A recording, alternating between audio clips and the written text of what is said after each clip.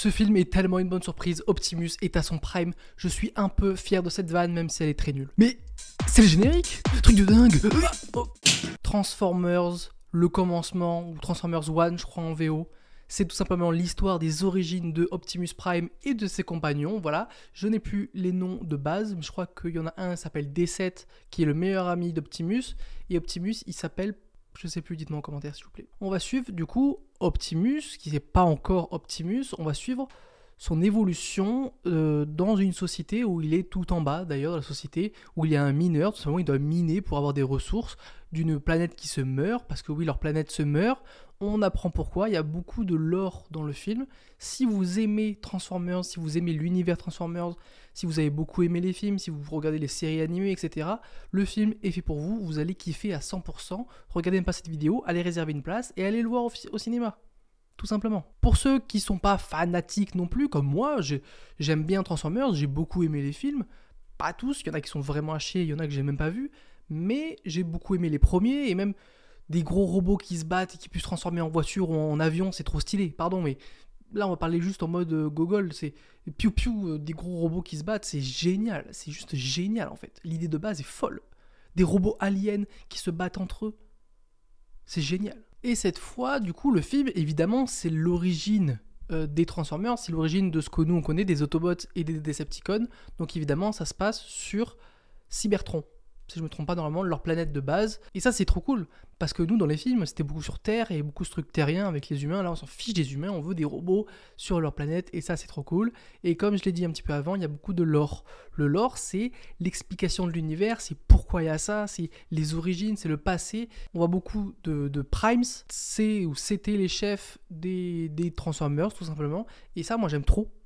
Dans tous les films, dans tous les univers, en plus, celui-là, j'aime bien, mais je suis pas non plus ultra fan, donc il y a des choses, peut-être que je vais me tromper sur le lore, etc. Mais n'hésitez pas à me dire en commentaire. Et ce qui est trop cool, du coup, c'est que on voit plein de choses, on nous explique pourquoi la planète est comme ça, on nous explique pourquoi il y a ça, etc. Et moi, j'aime beaucoup, en fait, quand on explique les choses, quand il y a du lore, quand on explique pourquoi il y a ça, etc., etc.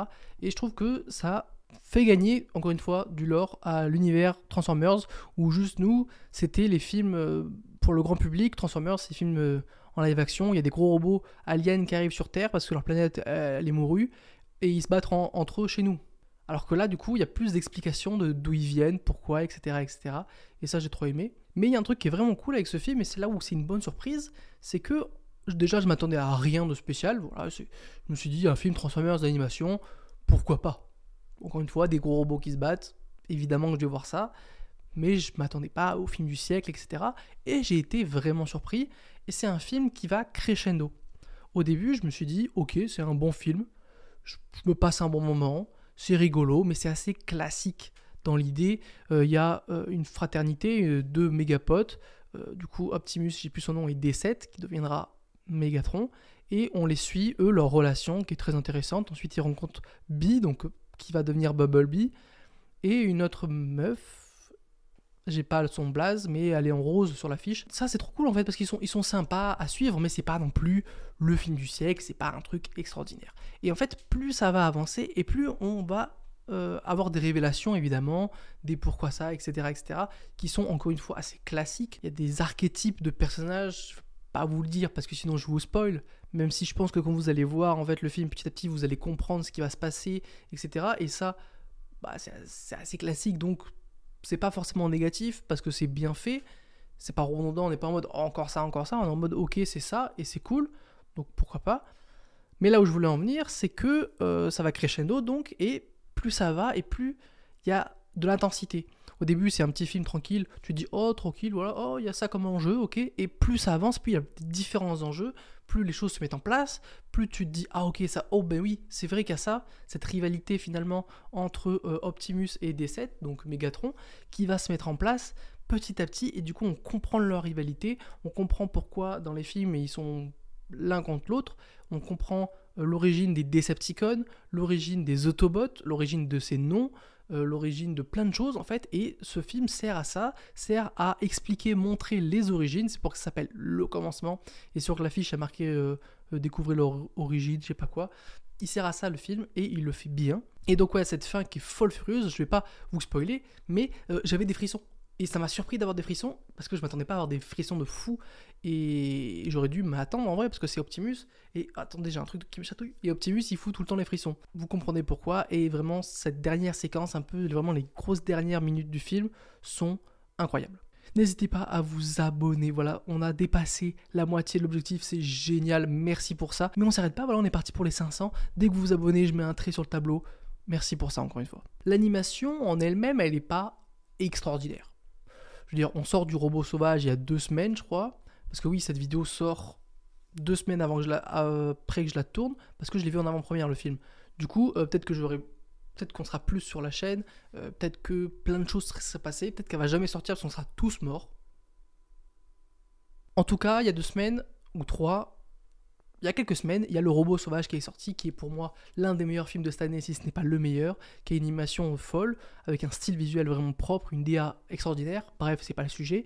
Dans ce film-là, c'est différent, l'animation est bien, c'est une bonne animation, je veux dire, c'est pas moche, il n'y a rien qui dit oh non, c'est une mauvaise animation, c'est une très bonne animation, mais il n'y a pas cette patte un peu, cette DA particulière, c'est un peu basique, sauf un peu vers la fin, il y a plusieurs idées d'animation, de mise en scène d'animation qui changent, et ça c'est trop cool, et encore une fois, c'est à la fin. Donc est-ce que c'est une bonne chose parce qu'il y a, ou est-ce que c'est une mauvaise chose parce qu'il n'y a qu'à la fin?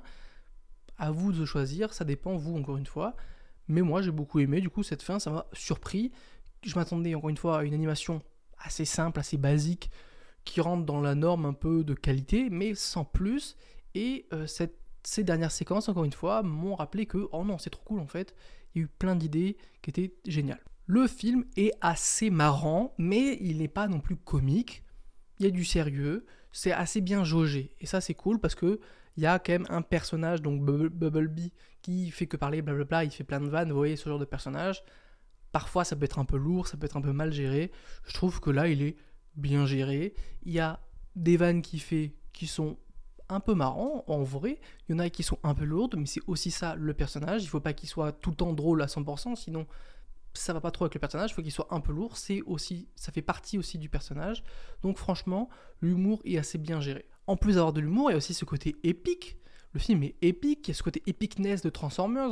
Je sais pas si vous vous rappelez des films, mais il y avait toujours ce moment où Optimus y parlait vers la fin du film, où tu avais les frissons avec la musique, etc. Et peut-être qu'il y a ça dans le film, je vous dis pas, mais il y a ce genre de epicness dans le film. Exactement ça, je sais pas, vous verrez bien, mais il y a ce côté quand même épique de Transformers, j'ai beaucoup aimé en fait. Ce film, évidemment, c'est des robots, mais ça parle aussi de notre société, ça parle qu'on est tous égaux, qu'on a le droit de se transformer. Est-ce que il y a une petite, une petite ref aux personnes trans, peut-être. Je sais pas, Transformers, trans, dans l'idée c'est lié, mais est-ce que c'est vraiment lié là? Je sais pas. Big up à tous mes trans en tout cas. Mais il y a vraiment ce côté, on est tous égaux en fait. Donc là, c'est des robots, donc tous les Transformers naissent égaux, tous les Transformers peuvent s'élever. Il y a vraiment ce côté-là d'espoir, d'optimiste, encore une fois, porté par Optimus. D'où vient le nom, voilà, c'est ça. Et c'est super intéressant, et c'est un message d'espoir pour nous, en fait. Et c'est trop cool, parce qu'encore une fois, c'est des gros robots qui se battent, et ça, c'est génial. Avant qu'on finisse, il y a 2 scènes post-crédit, si jamais. Voilà, il y en a une qui est un peu rigolote pour la vanne parce que c'est rigolo et elle est juste après le film donc il n'y a pas besoin d'attendre. Et une à toute fin qui tease peut-être un prochain film. Et ça va être très intéressant. Et je vais m'arrêter là pour le non-spoil parce que je vais parler de cette potentielle fin. Donc si vous n'avez pas vu le film, si vous voulez pas vous faire spoil, etc., ne regardez pas ce qui va arriver. Attention, ça spoil. Donc à la fin, on voit évidemment Megatron avec tous ces gens en mode oh là là, un nouveau méchant, on va tuer Optimus, révolution, révolution. On est les Decepticons parce qu'on a été déçus.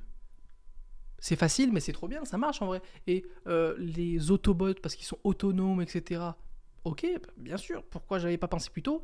Et du coup, les Decepticons qui ont été déçus des autres en fait, ok, pourquoi pas, moi ça me plaît. Et du coup, oui, j'aimerais, moi, si ça tease, j'ai l'impression que ça tease quand même un prochain film où c'est la révolution de Megatron contre Optimus, et ça serait trop cool, ce serait trop génial, parce que après ça mène au film qu'on connaît, au film en live action, donc je veux du fight. À plus en plus.